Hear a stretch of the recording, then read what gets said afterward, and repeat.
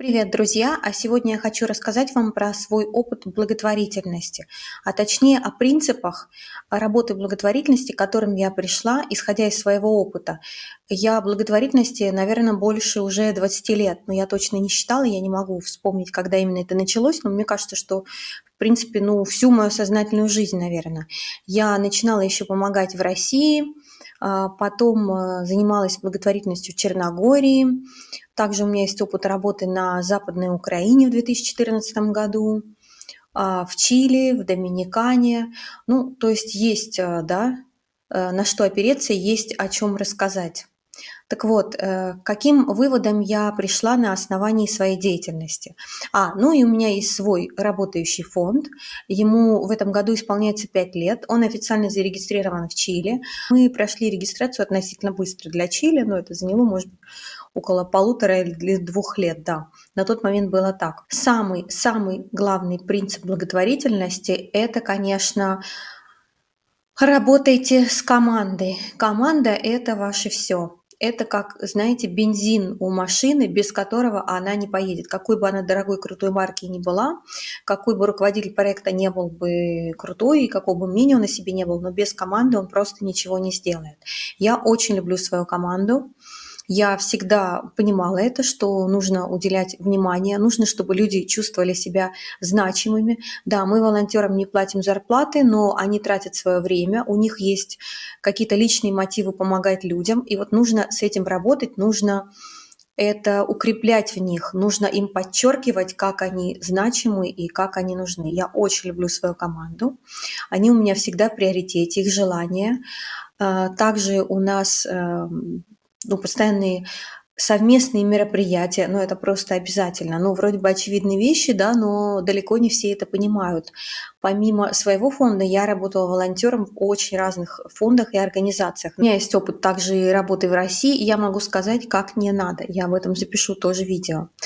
Так вот, команда – это наше все. Нужно их благодарить мероприятиями, там, если они сортируют вещи, раздают, значит, они могут сами брать себе там любые вещи. Также у нас всегда, например, если мы готовили для бездомных обеды, у нас всегда был совместный завтрак с командой, где мы делились своими историями, там, у кого как идут дела и так далее. И вот это очень важно, очень. Это прям такой ключевой момент, команда. Второй момент, я бы сказала, это честность, конечно. Все должно быть честно и прозрачно.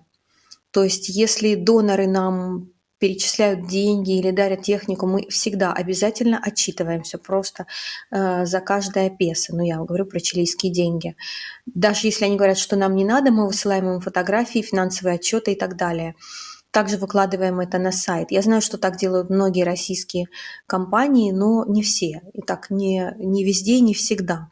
Поэтому это очень важный момент. Третий пункт – это не можешь – не обещай. Лучше сразу сказать, что нет, мы это сделать не можем, чем пообещать и не сделать. Особенно тем, кто нуждается, и тем, кто видит вас там, какую-то защиту, помощь и так далее. Вот никогда не нужно им обещать, а потом не выполнять.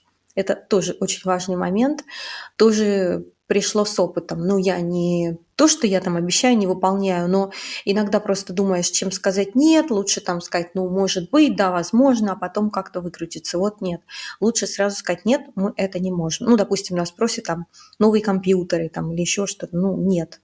У нас сейчас этого нет. Следующий момент – это доноры. С донорами это не игра в одни ворота. Донорам тоже нужно что-то давать. Нужно их любить, уважать, с ними нужно выстраивать отношения, нужно в это вкладываться. И не нужно воспринимать их как должное. То есть доноры – это тоже составляющая успеха. Да? Чем их больше, тем больше они нам помогают, тем мы тоже можем больше помочь. Следующий момент – это, как сказал один очень умный человек, папа моей подруги из Мексики Натальи, который занимался благотворительностью с крупными российскими фондами, он выразился так: «Помог – беги». Что это значит? Не нужно никогда ждать благодарности ни от кого, ее просто не будет, и чтобы не было разочарования, как говорится, нет ожиданий, нет разочарований. Нужно обязательно быть эмпатом, любить людей и принимать их такими, какие они есть, с их слабостями. Но это тоже, казалось бы, очевидные вещи, но без этого просто благотворительности делать нечего. Следующий момент — нужно быть готовым к негативу.